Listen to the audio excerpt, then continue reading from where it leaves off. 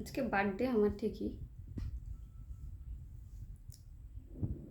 কোনো গিফট পাই নাই, তাও ঠিক আছে। কথা বলিনি কর্তার সঙ্গে, হুইসও পাই নাই, কিন্তু তাই বলে খাবারে রাগ করতে নেই। কেউ পাইনি, হয়তো পাবো, তাই বলে খাবারে রাগ করতে নেই। খিদে লাগছে, কথা তো বলিনি। সব দিন আসে, কিছু না কিছু আসে, যখন খিদে তো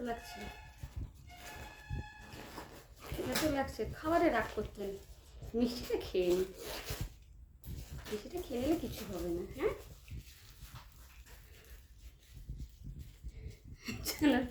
এইটা খেয়ে নি, খাবারে রাগ করতে নেই।